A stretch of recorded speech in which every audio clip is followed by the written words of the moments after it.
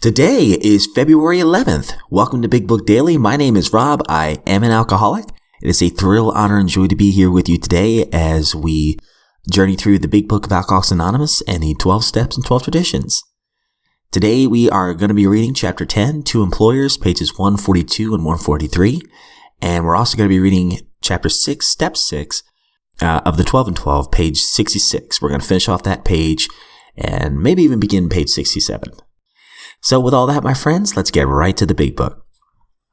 All right, my friends. So if you can recall from the last episode, we were at a point where the employer here, the narrator of this chapter, is giving some practical advice for other employers. I really like the line where he says on 142, next, he can be assured that you do not intend to lecture, moralize, or condemn, that if this was done formally, it was because of a lack of misunderstanding. And then it also said in 142, say that you believe he is a gravely ill person. With this qualification, perhaps being fatally ill, does he want to get well? You ask because many alcoholics being warped and drugged do not want to quit, but does he? We're starting on the second paragraph of 142. We're going to be reading 142 and 143 today. If he says yes, does he really mean it? Or down inside, does he think that he is fooling you? And that after rest and treatment, he will be able to get away with a few drinks now and then. We believe a man should be thoroughly probed on these points. Be satisfied he is not deceiving himself or you. Whether you mention this book is a matter for your discretion. If he temporizes and still thinks he can ever drink again, even beer, he might as well be discharged after the next bender, which, if an alcoholic, he's almost certain to have. He should understand that emphatically. Either you are dealing with a man who can and will get well, or you are not. If not, why waste time with them? This may seem severe, but it is usually the best course. After satisfying yourself that your man wants to recover and that he will go to any extreme to do so, you may suggest a definite course of action. For most alcoholics who are drinking, or just getting over a spree, a certain amount of physical treatment is desirable, even imperative. The matter of physical treatment should, of course, be referred to your own doctor.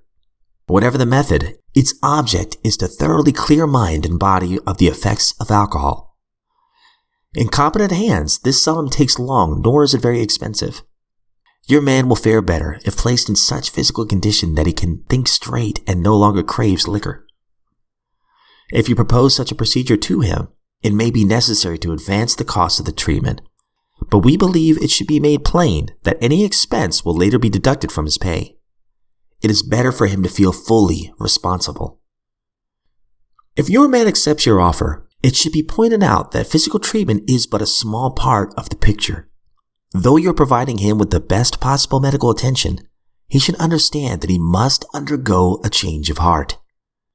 To get over drinking will require a transformation of thought and attitude. We all had to place recovery above everything, for without recovery, we would have lost both home and business. Can you have every confidence in his ability to recover?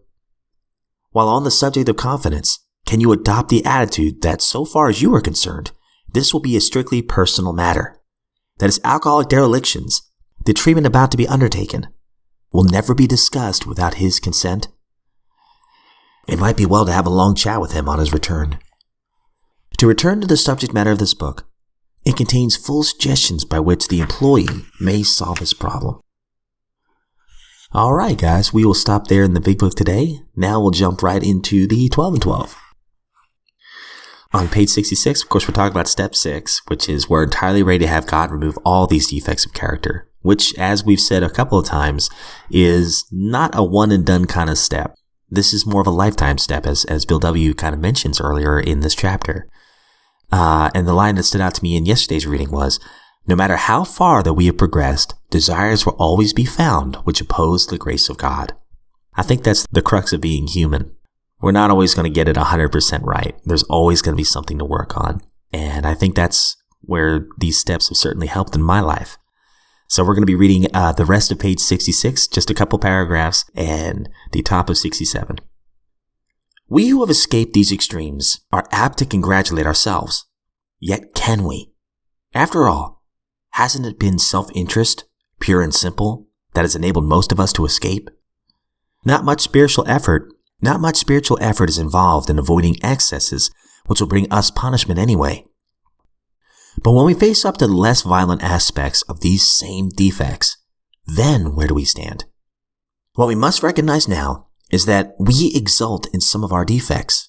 We really love them. Who, for example, doesn't like to feel just a little superior to the next fellow, or even quite a lot superior? Isn't it true that we like to let greed masquerade as ambition? To think of liking lust seems impossible.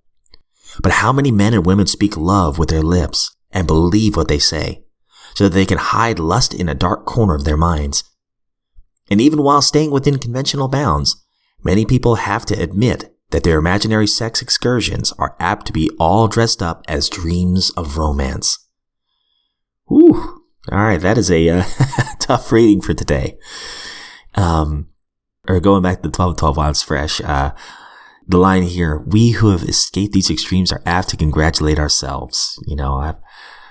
I have to be very careful to be like, oh, look how good I'm doing, and patting myself on the back. I certainly need to give credit where credit's due. And that is certainly through my higher power and through getting to know him better through these steps. And I'm so grateful for that. So, in that last paragraph, it's tough to read, but I can certainly agree with some of the things that are mentioned. Do some of these character defects or these 7 deadly sins, do they feel great in the moment? Absolutely. Absolutely they do. But it's all a facade, because after the deed is done, whatever it might be, at least for me, I feel so guilty and ashamed and convicted. It's not worth it. It's not worth all the pain that I feel and the pain I might cause other people around me, the ones I love the most. Sometimes that destruction is far worse.